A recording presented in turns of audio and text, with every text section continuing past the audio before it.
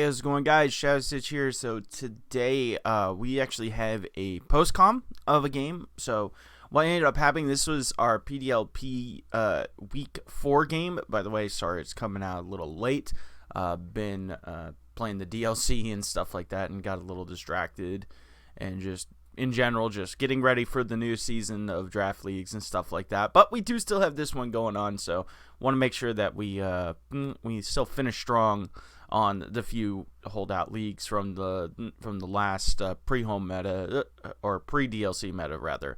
So yeah, but anyway, this one ended up happening on Showdown because unfortunately the person that made the thing set it up for level 50 instead of 100, and yeah, so we just, and there was no other availability, so we just decided just to play on Showdown. But I ended up actually recreating the game in game, so we're gonna go ahead and just sit back, watch through it. So we do see, I got a Choice Scarf BASCULEGION, Rocky Helmet Corviknight, leftovers Gastrodon, another Choice Scarf Florges, the leftovers on the Regidrago as well, and heavy duty boots on that. So they have a pretty interesting kind of sun team. So that was pretty cool. It was a little tricky to prep for, but overall not too bad. So yeah, so let's get into, obviously this is not the other person. They were nice enough to provide me with their sets, so that's really great because now we actually have like the actual sets that they brought. So anyway, we lead off with Gastrodon just to get up rocks right away. Seems good. He doesn't really have any defog or hazard control on the team, so getting up rocks is just nice, just good chip damage. So brings in Pelipper right off the bat, which is great. Gets the drizzle up right away, which is nice for them, but I'm not really that afraid. This is pretty much fully specially defensive Gastro, so I can kind of take any hit that this thing wants to go for, which is cool. So I'm fine just firing off an Ice Beam right away, as it just chooses to go for a U-turn. Does negligible damage, which is nice, and he just goes right back out into I believe Walking Wake will come in here. So which is perfectly fine with me because obviously I have the Storm Drain. I can't be hit by the water, the Rain Boosted Water moves.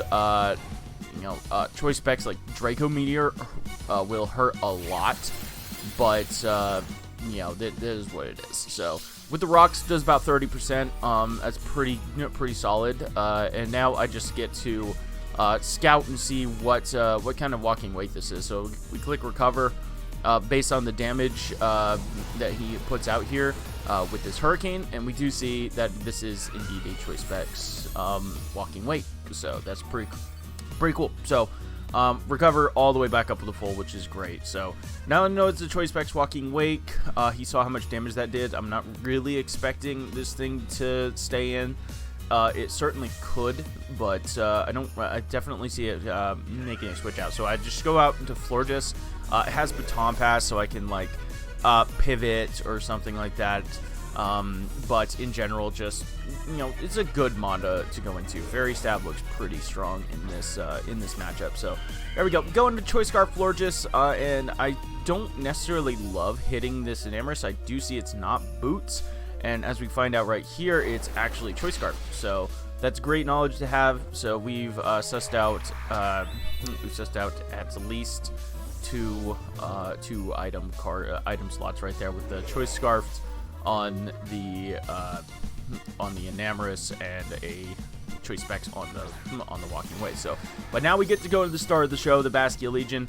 This is Choice Scarf Adaptability BASCULEGION. So this is just really cool. Like there's nothing that really wants to take a hit from this thing. So yeah, just lock into Shadow Ball. He does have the Ghost Resist in this Overquill. It's gonna come in. It's gonna take rocks plus the Shadow Ball, and it's still gonna do a heck of a lot of damage. And of course, I have like a pretty safe switch into this thing. I mean, just look at that, just absolutely ridiculous. It's like how much damage this Pokemon can dish out, and I love it. So But yeah, so we do see it's Black Sludge. Wasn't Intimidate, so have to assume that it's going to be Swift Swim.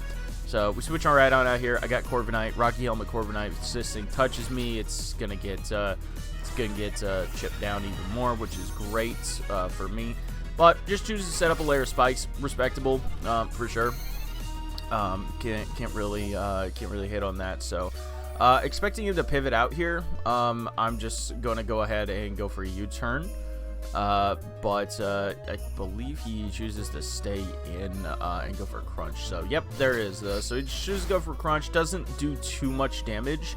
I believe I calced that and ended up being adamant, which makes sense for sure. Unlike a Swift Swim user, I don't think I got that crit in the actual game, but it ends up not really mattering. As you see, obviously we go into Qian Pao. This is Adamant Qian Pao, because I saw no reason not to bring Adamant Qian Pao. Everything that was either going to outspeed me anyway, or I just killed with my priority. So yeah. So yeah, Ice Spinner into the Overquill. It killed it. It killed it even without the crit from the Corviknight very easily. So that's nice and clean. So right there. So yeah, so standard 4 attacks. Qian Pao really strong. Enamorous comes out here, gets hit by the rocks again, and yeah, it's about 50%. Ice Shard does like 60 min. You might have some bulk in it, but I don't think it's enough to save it from this, as we just pick up a nice another clean knockout right there from Qian Pao. So that's pretty cool. So for sure. So yeah, Qian Pao kind of going on a tear right here, but he does have the Slither Wing. I do not want to give up my Qian Pao. Obviously, I can't kill this thing in one hit. Slither Wing is very, very bulky. So as we see a Protosynthesis pop, it is an attack boost, which is nice, I suppose. But we do still have a pretty healthy Corviknight, so we're going to go right back on into that.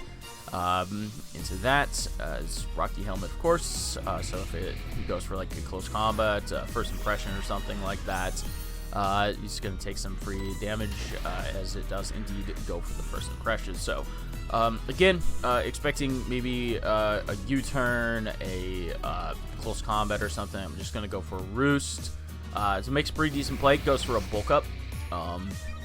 So yeah, that's definitely looking pretty scary. So I cannot mess around with this thing right now. Although it has lost its priority, so as long as I get it shipped, I could potentially bring in like BASCULEGION, and you know, just knock it right out with a Surf or a Shadow Ball. So.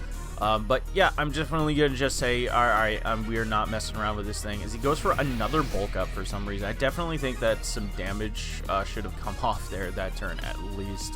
But, you know, despite +2, Corviknight is just that amazing. ×4 weakness is no joke, and it just drops. So there's that. So it is what it is. So yeah, nice clean knockout right there.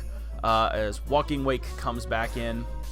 We have like the perfect answer to that in our little Gastro, so we're just gonna obviously hard switch right out into that. So like I said, Draco Meteor is gonna do a hell of a lot of damage if they choose to go for that, but it will drop them to, you know, -2 special attack, so I will be able to live a follow-up and just start spamming Recover to get back healthy.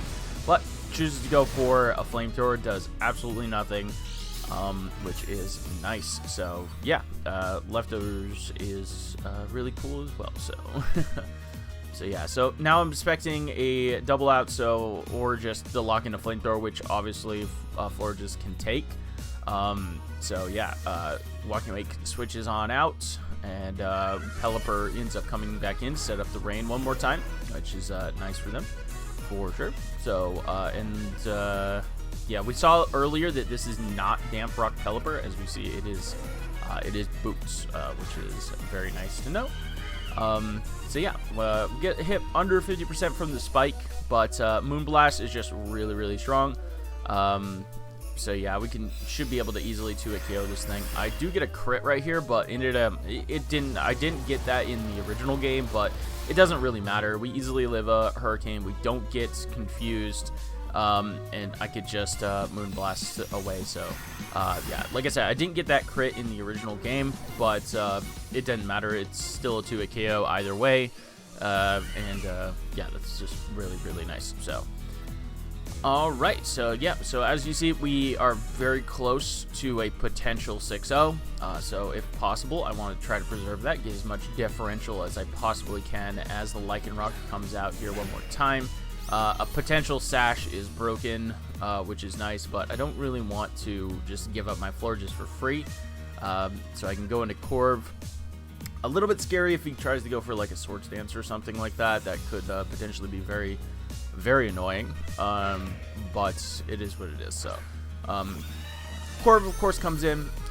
So in the original game, he actually went for Stone Edge and missed, so I just, you know, clicked Drill Run there just to say that. So, but he does actually land the second Stone Edge, doesn't do too much, and I just get a nice clean U-turn out here, and I just get to go into Basculegion again. So yeah, Choice Scarf Basculegion, you know, Shadow Ball drops this thing easily with the chip that's on it, which is very, very nice. So we just nicely lock ourselves into Shadow Ball. The rain stops.